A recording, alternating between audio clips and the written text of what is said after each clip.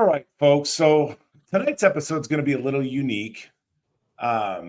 Bringing to you Todd Wysong, who's a committee chair for the Senior Bowl.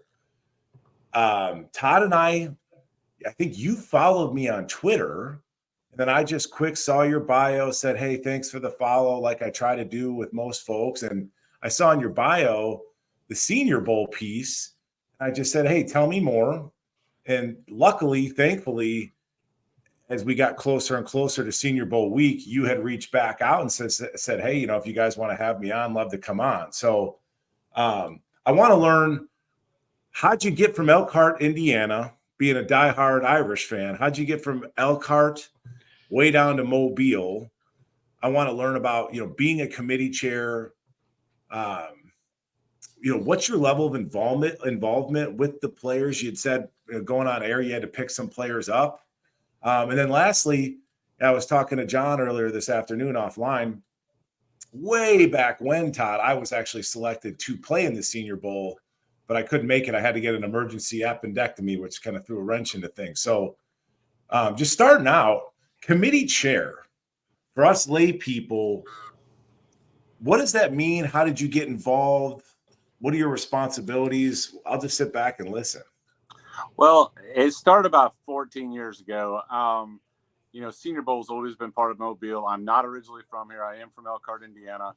I got a junior college scholarship to play in a very small school in North Carolina. And then I decided to move on with that and continue to play golf. But I was going to the University of South Alabama here in Mobile. I ended up running track and field instead. Got my degree there with criminal justice. Decided to kind of go around and do some things. Met a wonderful woman here in Mobile. We got married, and once we got married and started to have children, it was the decision that I needed to get in the restaurant business, which I am currently doing that for 18 years. I've been owning a restaurant here in Mobile, and within the community, that's been part of my whole goal, is to wrap Mobile around what I can do to help them out. 14 years ago, I had a gentleman come in my restaurant and tell me all about the Senior Bowl and what it was like. 14 years ago, it was a very select few of people could be part of the Senior Bowl. It was kind of like a nomination thing. Now it's broadened because we've gone from Steve Howe, which is the executive director that I was in the very beginning, to Phil Savage, now to Jim Nagy. Jim has taken it to a different level and has allowed the community to grab a hold and basically be part of the committee if they choose. We donate, as an individual, we donate to the city and to the scholarship programs we have for Senior Bowl, and that's how we're nominated into becoming a Senior Bowl member. Being a chair is that all the stuff that I had done prior for 14 years, whether it be transportation or meet the players or any of the foundations, any of the activities we did, I got more and more involved, and to the point now where I'm a chair, which I do. My chair is the Fan Fest, which is the big kind of the kids' day activities, all the fun stuff that we do prior to the game actually starting at noon on Saturday. With that, I'm just more involved with the transportation side of it as well as hospitality as well. Todd, I got a quick question. How big of a deal is the Senior Bowl to this community as the event keeps growing, and I see more things tied to it each year, concerts and a parade and all the stuff that's expanding out? How big of a deal is that just for the local community to be able to host an event like that? It's amazing. I don't think that it's very difficult in the state of Alabama to put it in that parameter. Is it being from the North, whatever else? I was a Notre Dame fan. Down here, it's either you're Alabama or you're Auburn. And It's a very college-driven city. So bringing NFL in like this, it's hard because I think the people assume it's just an NFL game, but it's really not. I mean, we have the best seniors, and now we've added juniors for the very first time to the Senior Bowl, to where they're able to show their talent. I mean, we got guys like Bo Nix and Michael Penix they were Heisman candidates that are actually here in Mobile showing off their talent to the city of Mobile. So it should be a big deal. And over the years, we've had some of the greatest players in college football come through Mobile. And I feel like Mobile's grasped it. We've done a great job showing the NFL what we can do. The NFL just wants a bigger target. We realize that. But if you talk to scouts and GMs and coaches, they love the smallness of Mobile and what the family around here actually gives them. And you had mentioned, Todd, I think the Senior Bowl's been established or been around for, was it 75 years? Today, this is our 75th anniversary. So 1957 was the very first Senior Bowl in Mobile, Alabama. So whether it's high school or whether it's college guys pursuing the NFL, these bowl games, I mean, there's a lot of them, right? You know, you got your high school level Under Armour game. There's a Nike deal. There's the U.S. Army one. There's the Polynesian Bowl. College Blue, what is it? The Shrine Game, the East-West. It was the East-West Senior Bowl. What other ones am I missing? There's 3 or 4 of them at the end of. Right. So college-wise, it's the Hula Bowl, the East-West Shrine, and then the Senior Bowl. Okay. So was the Senior Bowl the first? Is that fair to say? Actually, I believe they consider the East-West. Actually, East-West is actually older than we are because they're done by the Shriners. I believe that they're actually may have been part of the Blue-Gray. So I think they're adding those years in there when it was in Montgomery, Alabama. So I think East-West has us by a few years. And I know that, but I realize 75th anniversary, it's a big deal for us this year. Yeah, the Blue-Gray one, that was around 20 years ago when I was coming out. Well, how did it come to be, Todd, where the Senior Bowl became the premier all-star game? How did that come to be? Well, I think it started just with the people of the Mobile Sports Authority. When they got involved, and Angus Cooper was the head lead to this, and he brought in people like Steve Howe and Phil Savage, which is now, he works directly with the New York Jets, and Jim Nagy. I mean, he was a major scout for the Seattle Seahawks and some of these major programs. You bring in guys like this, they know the talent. I just think that we've gained over the years of all the people that have come here. I mean, you got greats like, and this year is our 75th anniversary, so we're bringing back some players for a 75th anniversary team. So today I picked up Joe Staley from the 49ers. Geno Atkins came in today. Terrell Owens is here. We have Sean Alexander coming back. So these guys, they know how important it is to them and what they did in their to get them to the next level. Especially a guy like T.O. He was a small school guy coming out. And I think even Staley was to a degree. That's interesting. John, do you have it? Yeah. Do you have anything, John? Yeah. So looking at the talent, and I went back and looked at the correlation and the percentage of college guys that are in this game and the correlation to the draft and the tiers of the draft and just how strong that lineage is between the guys in this game and then the top, drafts, the top draft slots. What is the process like to get an invitation to the Senior Bowl? Who does that? Is that an ongoing evaluation, or is there a committee that looks at this? How do you go about determining who to offer for that? Well, Jim Nagy is the head honcho on that. He's the executive director of our bowl game. He has scouts that go out to all these major games. So we get updates, whatever else, through Twitter, whatever else on his Twitter page showing exactly what scouts are going to which games. Within those scouts, of course, get back to the information, of course, through NFL analysis, the draft boards. I mean, we have a select few. I mean, he sends out a watch list at the very beginning. It's probably got 400 kids' names on it. And then over time, it just goes to different levels. And, of course, we know, there's issues. I mean, agents make decisions saying that the bowl games are not good for them. You've got kids, of course, that get hurt. I mean, so there's a lot to it kind of thing. But overall, the scouts and Jim Nagy make those final decisions and bring in the best of the best. Yeah, and you did a good job. You got to make sure those ND guys are on there. Send a couple extra scouts to South Bend. Make sure we get our Notre Dame guys represented. It's good to see our guys out there. I love it. Yeah, and that's been my goal every year. And I guess that's one of the things, too, is for 14 years, I've been blessed to sit there and talk to every one of the Notre Dame guys coming in. I let them know where I'm from, and I try to make them feel welcome because I know it's harder on those guys to come into a bowl game like this than it is the local guys or SEC guys kind of thing. So, and I've met a ton of them. I've met Harrison Smith. I've met Ben Koyak. I've met Sheldon Day, Chase Claypool. I mean, the list goes on. So, Yeah, that's nice, man. A little touch of home. They don't go down there and expect an Elkhart guy down where you're at. That's got to be a warm surprise for them. Yeah, it's pretty cool actually. So Yeah, I'd like anything else, whether it's an actual bowl game. You got to figure with the national brand of a Notre Dame that does help as far as the draw in terms of eyes to the screen, butts in the seats. Do you feel that, Todd, in terms of a Notre Dame guy versus a? yeah, I would say that. I mean, when Ian Book came a few years ago, whatever else, it definitely turned the page. I mean, Ian was looked at as a high profile quarterback, and I thought he did well the week he was here. This year's a little different. I mean, Sam Hartman got the notoriety all year long. Thought he was going to do really well. Had a couple bad games that kind of took him off the radar a little bit, but.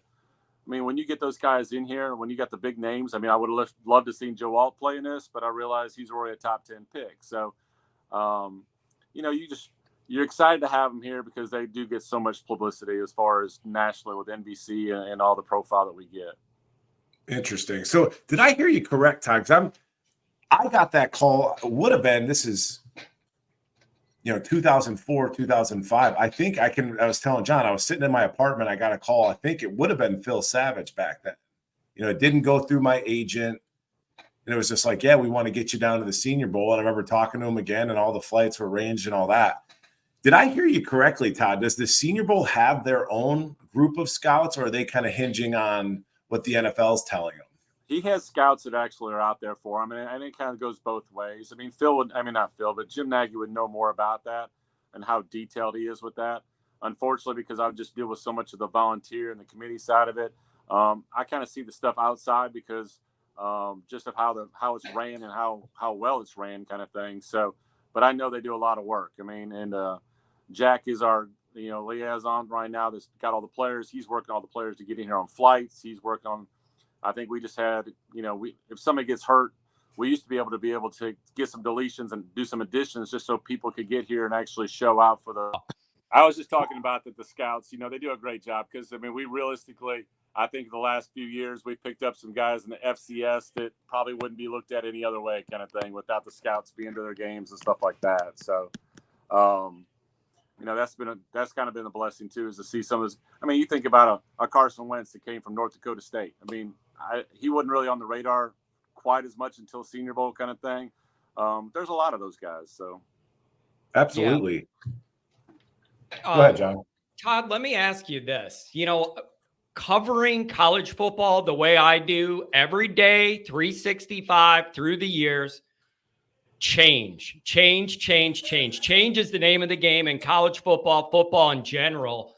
How much has the process of putting all this together changed in your time and your years doing this, keeping up with all the changes in the game, like whether it be with agents or the way guys opt out now? Like what have you seen as the sports evolved and got more modern as it relates to this process? Well, based on my information with Jim, is that he felt like this year was a struggle just because of NIL. NIL brought upon an issue where you have players, you had even coaches, whatever else, might be holding invitations back because they're still trying to find out if there's an NIL deal that they can get to their junior or senior to come back for a fifth year or for a fourth year. So it made it very difficult for those announcements to be made. I think that's where Jim did a great job at is that he sat down with these coaches and said, this is an opportunity. And once they make a commitment, then you need, give them the invitation. Let's move forward. Hey, real quick, you had mentioned the NFL tie to the Senior Bowl and then maybe wanting to relocate the game to a bigger market, Todd. Well, that's always it's been a goal of, it's been something that's been there for a while. Back when I first started out, Steve Howe was there, and the word was we were moving to Tampa because it was a bigger market. And I think that hurt a lot of people within the Mobile Sports Authority. And I think that's as long as we have the same core people there, I don't think we're ever going to let it go, kind of thing. So even if we may not be the top tier, it's not going to leave Mobile. As long as we have the core people that are making those decisions, we keep going forward with it. Because right now, I know the East West is moved to Las Vegas. Now they're in Dallas. They're trying to pack these big stadiums and they're not getting the crowds that I don't think they really wanted. I mean, yeah, we're at the University of South Alabama's campus. We're at Hancock Whitney Stadium. I think the capacity is 25,000 people. If we can get 25,000 people to come to a collegiate all-star game, that's a big deal. I love that. What is there to do? Let's say John wants to take his daughter down to Mobile and catch the all-star game. You know, get an autograph from Sam Hartman, etc. What kind of fan interaction, fan engagement opportunities are there for somebody that might want to go down and visit? Well, it has changed a lot since COVID. It has changed a lot. We used to do a meet the players on Thursday nights, where we would actually have every player that was actually involved with it sign their little autographs on playing cards. Used to be a very big deal for Mobile. We'd have 5,000 people show up and get autographs from these players. Since COVID, NIL, that kind of has jumped off the bandwagon a little bit. Unfortunately, the only way you can kind of get to players is best chance is at practice. So they practice on Tuesday, Wednesday, and Thursday. Tomorrow being the last practice. After the practice is over with, some of the players will actually come by and actually sign autographs on the side of the fields to interact with the fans. Friday is all about community. So we start at 9 o'clock that morning, and a lot of players will either go to the local hospitals or they'll go to the food banks or some elementary schools, kind of giving back to the community, and that's how they get involved as far as maybe signing autographs for those kids. And then Saturday, it starts pretty early. I mean, the Fan Fest is mostly just for the fans. The players come in around 10 o'clock, and they do a kind of a walk. So they'll actually come through from the buses and kind of walk through the crowd into the stadium. So it's kind of a cool situation where you get to see them right there on spot, dressed up, and they're, you know, how they want to dress. And then after the game, I mean, a lot of people stick around, and the players are very, very adamant about either giving their gloves away or signing autographs for people. We don't, it's not so secure. We don't let people on the field, of course. Like, we stopped doing that ever since we left the last stadium we were at. But I think the players do a good job, but they're kind of at their own wits' end as far as when they want to sign or when they don't want to sign. Well, I would think that as a player, the amount of engagement, the type of interaction I have, the willingness to interact, I would imagine, Todd, that that's something that these NFL teams are taking a peek at in terms of the evaluation. It's not going to be the end all be all, but the way that, you know, how they interact with the community and all that piece, it's got to be something that they're taking stock of. You know, well, I'm sure it's about what they do in the community as well. I mean, I think part of that is it's had to change a little bit. Just COVID was the big reason. I think we'll get back to it one day, maybe. But, you know, it's very difficult to get 120 players down to an area where they're signing autographs and everybody's happy and the lines are happy, and to see people interact. I mean, it's just it was interesting to do it. Hopefully we get that back. But as of right now, the fan interaction with the players, it's a little more limited. We do get a lot of autograph hounds that come and meet us at the airports, because when they're flying either into Mobile or Pensacola, depending on where they're coming from, there's some interaction there. Just people have to wait until they come through there. Yeah, that's an awesome. It's kind of a unique dynamic. You know, it's not a regular season game. It's not a regular bowl game. I like the kind of family community feel of all of it. Like, even just looking through the bowl website and all the events, and there's something for everybody, for the family, for the community, for the kids. I even look at it.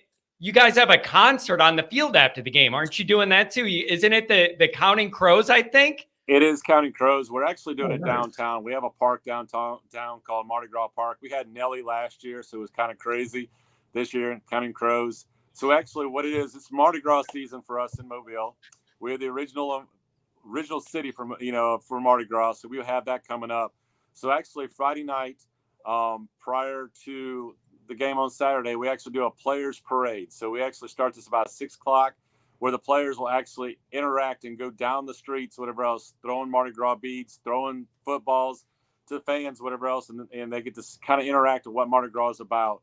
Then right after that, the Order of the Incas, which is one of our biggest organizations down here, will actually do a parade. So a lot of the players will kind of hang around and their families are coming down here.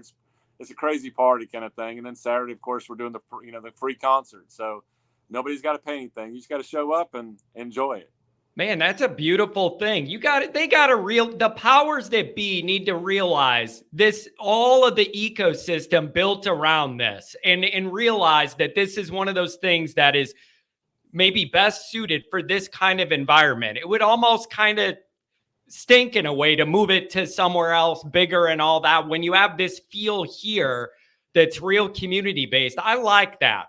I hope the powers that be recognize that. Well, and that's what we want. We want the NFL to understand that, look, all we are doing is we're a small town in a big pond, whatever else. And right now, we just want to make sure that all those guys get a chance to play in the NFL. We put them on a spotlight. We do everything we can during the week. Our committee, and we're 500 people, whatever else in this committee, and they do an amazing job. We got guys that do hospitality. They've been doing it for 30 years. We got guys that do equipment, security, transportation, get these guys from Pensacola.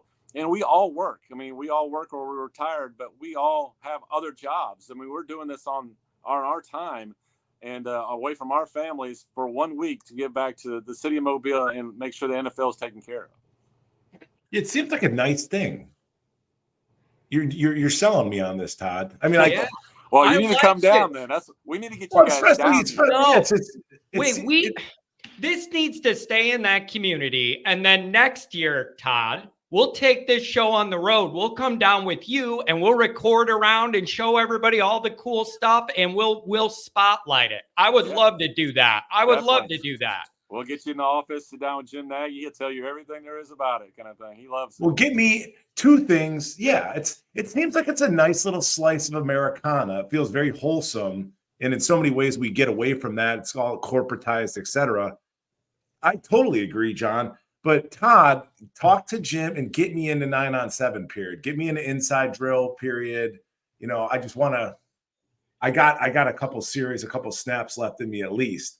Real quick, we'd be remiss if we didn't talk about the Notre Dame guys. How they looking down there? J.D. Bertrand, I got it recorded on my DVR. He looks great. Maris Leofau, Cam Hart. Obviously, Sam Hartman's as handsome as ever. God, that guy's good looking. Yeah. But how those guys, how they fitting in? How they looking? They're looking good. I think I've heard from Sam, whatever else, is his maturity is taking over, kind of thing. Everybody's impressed with just how he handles things, his adversity. He's throwing the ball well. He's making good decisions. Today was kind of the first day that they were really throwing the ball a little bit. Tomorrow will be kind of the opened up one. I mean, they'll really kind of do, 11 on 11 tomorrow. It'll be a little more detailed tomorrow. JD, he's killing it. I mean, he's the fastest linebacker we have here. He ran over 20 miles an hour on our speedometers, kind of thing. So he's got a motor, and I think guys are going to look at that from sideline to sideline. He's going to be impressive. Cam Hart has basically his stock has risen very high. I would be very surprised if he's probably going to be early second day kind of thing, maybe. But I think he's going to run the second round. I feel like if he continues going on with how he's doing things on the defensive side, he has blanketed every receiver there is going at him, kind of thing. And I feel like he's just going to have if anybody's going to have a rise, it's going to be him. How about it? Wow. It's going to come down with Cam. Supposedly he's a 4.4, low 4.4 guy. I mean, at that position, fellas, it's like if he can creep into that 4.39, 4.41 range, I mean, you start stuffing money in your pockets. How's Maris Leofau looking? He's doing well. I mean, I think people are based on his size and everything else. I think they're intrigued by him because he's got some speed. I haven't seen it. I haven't seen him really, shine great, but I think he's doing well. From what I could tell, I mean, it looks like, he's going to do decent kind of thing. I don't know if they were concerned about size. I don't know what it is kind of thing. I mean, there's some question marks on it, but I still think he's an outstanding player kind of thing. Real quick, John, I did see, where they put up, which I thought was neat for folks that are unaware, on that scoreboard, like the end zone scoreboard, they're kind of keeping tabs on, here's the fastest linebacker. You saw JD 20 point something miles an hour. Marist running 19.8 something miles an hour. But Marist they had listed as a defensive lineman. Can you verify that, Todd? Yeah, they have him that. I think they have him listed that way, whatever else, just because I think it was a need more than anything else. We've seen that happen before where we've had people listed at different spots. I mean, it's unique. It's kind of, we've had people here or whatever else that played wide receiver in a couple years and then played defensive back, and they get here and they're like, well, we need you at wide receiver because, we feel like that's where you're going to be the best at, kind of thing. So, yeah. And, I like seeing our guys clocked up there with fast speeds, because one of the number one things you always hear a knock on Notre Dame is, oh, they don't have SEC speed. You know, they don't have speed like down south or this and that.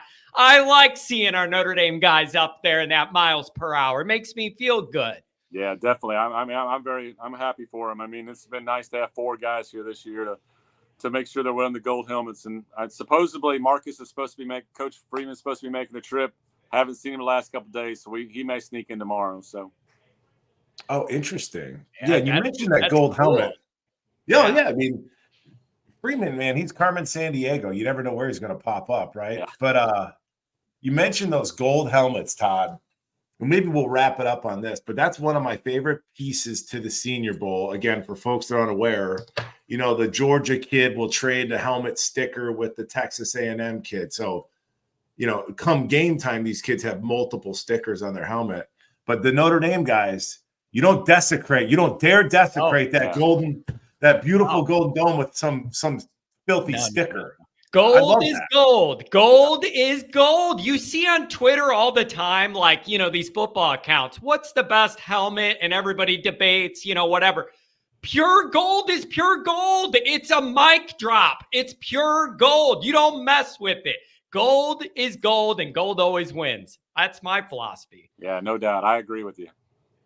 Well, Todd, thanks for coming on. Is there anything else you want to share, get off your chest, or let folks know prior to signing off? No, sir. I appreciate it. I just appreciate you guys' time, and you know, I look forward to keep in touch with you guys, and hopefully we can do something later. Todd, thanks a lot, man. This is great. What a great event for the whole area, and thanks to you and your whole crew volunteering all your personal time to put it all together for the community and for these guys. And then I am serious. Maybe next year we need to make a trip and we'll blow this up a little bit and push out as much as we can. Thanks a lot. I appreciate it. Go Irish. Go Irish. Go Take Irish. care.